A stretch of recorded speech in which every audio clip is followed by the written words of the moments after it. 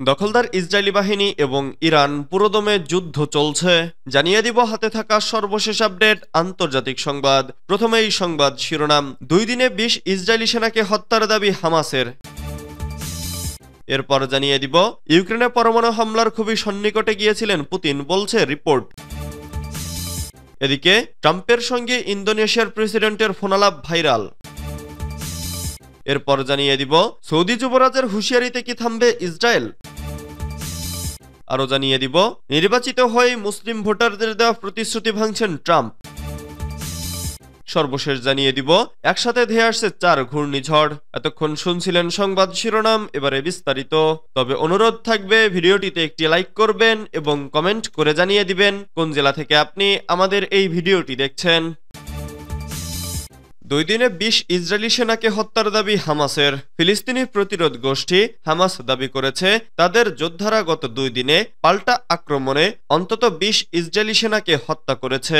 সোমবার সন্ধ্যায় এক বিবৃতিতে হামাস জানিয়েছে তাদের সামরিক শাখা কাসাম ব্রিগেড সোমবার সকালে গাজার উত্তরাঞ্চলে 5 ইসরায়েলি সেনাকে হত্যা করেছে, আর রবিবার আরো 15 ইসরায়েলি সেনাকে গাজায় হত্যা করেছে বলে দাবি করেছে হামাস। হামাসের দাবি তারা মানসম্পন্ন অভিযান পরিচালনা করেছে। হামাসের মতে লেবাননের প্রতিরোধ যোদ্ধাদের কোনোভাবেই ইসরায়েল দমাতে পারবে না। তাদের যোদ্ধারা ইসরায়েলি যোদ্ধাদের ওপর নিয়মিত হামলা অব্যাহত রেখেছে। হামাস ইসরায়েলে আরো ভয়ঙ্কর হামলা চালানোর হুঁশিয়ারি দিয়েছে, যদিও এ বিষয়ে ইসরায়েল আনুষ্ঠানিক কোনো প্রতিক্রিয়া জানায়নি।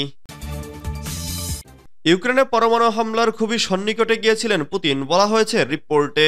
ইউক্রেনে পরমাণু বোমা হামলা চালানোর খুবই সন্নিকটে চলে গিয়েছিলেন রাশিয়ার প্রেসিডেন্ট ভ্লাদিমির পুতিন। 2022 সালের অক্টোবরে তিনি এই হামলা চালানোর দ্বারপ্রান্তে গিয়েছিলেন, তবে শেষ পর্যন্ত তিনি ভয়াবহ এই হত্যাকাণ্ড থেকে বিরত থাকেন। জানা গেছে পুতিন ইউক্রেনে পরমাণু বোমা হামলার এতই কাছাকাছি ছিলেন যে মার্কিন গোয়েন্দা সংস্থার তথ্য পেয়ে ব্রিটেন তখন সেই হামলার পরিণতির বিষয়ে প্রস্তুতিও নিচ্ছিল।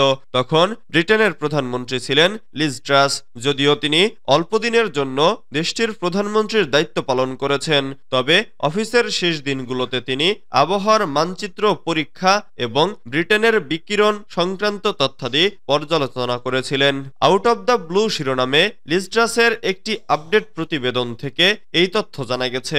ওই প্রতিবেদনে ইউক্রেন যুদ্ধ কিভাবে আরো বিধ্বংসী হতে যাচ্ছিল তার মর্মান্তিক বিবরণ উন্মোচিত হয়েছে। ব্রিটেনের স্বল্পকালীন প্রধানমন্ত্রী লিজ ট্রাসের ওই সংক্ষিপ্ত প্রতিবেদনে বলা হয়, ভুল আবহাওয়ার ধারণা এর কারণে ব্রিটেনের উপর ওই হামলার সরাসরি প্রভাব পড়তে পারে। সেই আশঙ্কা থেকে তিনি শেষ দিনগুলোতে অনেক ঘন্টা ব্যয় করেছেন স্যাটেলাইট আবহাওয়ার তথ্য এবং বাতাসের দিকনির্দেশ অধ্যয়ন করতে। ট্রাম্পের সঙ্গে ইন্দোনেশিয়ার প্রেসিডেন্টের ফোনালাপ ভাইরাল। যুক্তরাষ্ট্রের প্রেসিডেন্ট নির্বাচনে জয়ী ডোনাল্ড ট্রাম্পকে মোবাইল ফোনে অভিনন্দন জানিয়েছেন ইন্দোনেশিয়ার প্রেসিডেন্ট প্রাবোও সুবিয়ান্তো।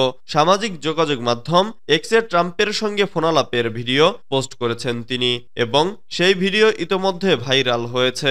সাবেক প্রেসিডেন্ট জোকো উইদোদোর বিদায়ের পর গত সেপ্টেম্বর মাসে ইন্দোনেশিয়ার প্রেসিডেন্ট হিসেবে অভিষেক হয় প্রাবোও সুবিয়ান্তোর। ক্ষমতা গ্রহণের পর প্রথম বিদেশ সফরে বেইজিং গিয়েছিলেন তিনি। সেখান থেকে সোমবার ওয়াশিংটনে আসেন তিনি। এদিকে স্থানীয় সময় মঙ্গলবার ওয়াশিংটনে পৌঁছেই নিজের মোবাইল ফোন থেকে ট্রাম্পকে ফোন করেন সুবিয়ান্তো। বলেন, আপনি যেখানেই থাকুন আমি ব্যক্তিগতভাবে আপনার কাছে গিয়ে অভিনন্দন জানাতে চাই। জবাবে ট্রাম্প বলেন, বেশ, তবে তাই হোক, আপনি যখন খুশি আসতে পারেন। ইন্দোনেশিয়ার প্রেসিডেন্টের দপ্তর থেকে জানানো হয়েছে যুক্তরাষ্ট্রের বিদায়ী প্রেসিডেন্ট জো বাইডেনের সঙ্গে বৈঠক করতে সোমবার ওয়াশিংটনে গিয়েছিলেন প্রাবোও সুবিয়ান্তো। তবে এর পাশাপাশি ট্রাম্পের সঙ্গে তিনিও সাক্ষাৎ করবেন কিনা সে সম্পর্কিত কোনো তথ্য দিতে পারেনি তার দপ্তর।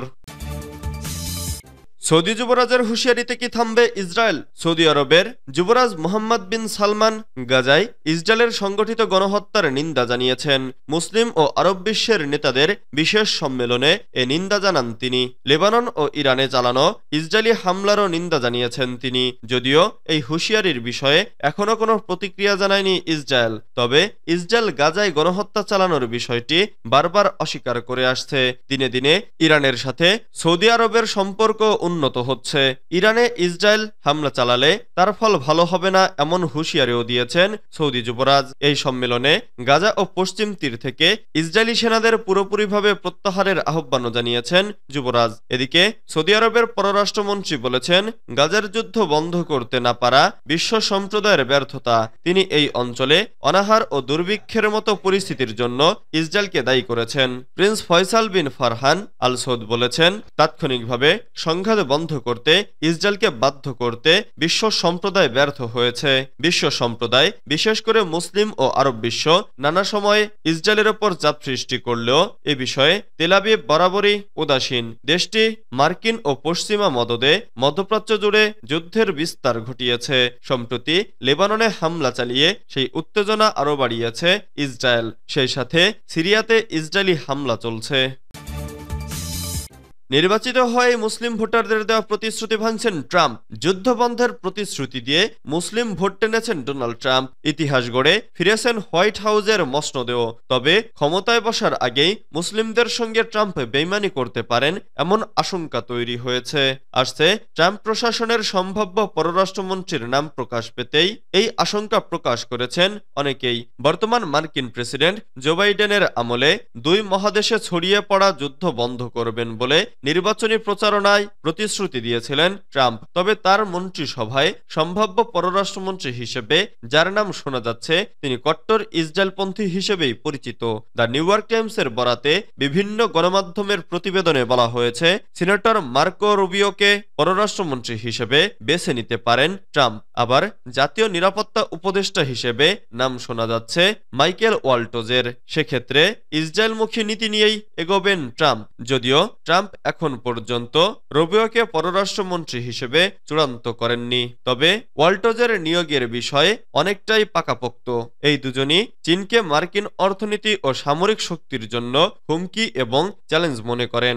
আবার আমেরিকা ফার্স্ট নীতির জন্য দুইজন পারফেক্ট চয়েস। একসাথে ধেয়ে আসছে 4 ঘূর্ণিঝড়। আবহাওয়া জগতে ঘটছে এক বিরল ঘটনা। এবার পশ্চিম প্রশান্ত সাগরে একসাথে ধেয়ে আসছে 4টি সামুদ্রিক ঝড়। এই ঝড়গুলো একই সময়ে শক্তিশালী হচ্ছে। সংশ্লিষ্ট খাতের বিশেষজ্ঞরা বলছেন, দুর্যোগের ইতিহাসে এটি একটি বিরল ঘটনা। আবহাওয়াবিদরা জানিয়েছেন, মহাসাগরের উষ্ণতা বেড়ে যাওয়ায় ব্যতিক্রমী এই দুর্যোগের কারণ।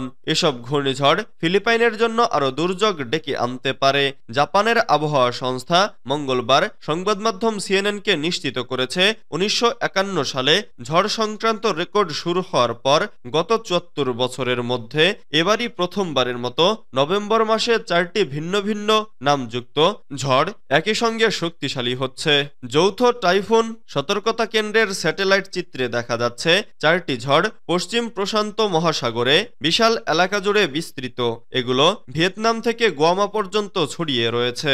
এই 4টি ঝড়ের নাম হচ্ছে টাইফুন ইনশিং, টাইফুন তোরাজি, ক্রান্তীয় ঝড় উসাগি এবং ক্রান্তীয় ঝড় ম্যান ই। বৃহস্পতিবার 7 নভেম্বর টাইফুন ইনশিং উত্তর পূর্ব ফিলিপাইনে আঘাত হানে, যার বাতাসের গতিবেগ আটলান্টিক ক্যাটাগরি 4 হারিকেনের সমান ছিল।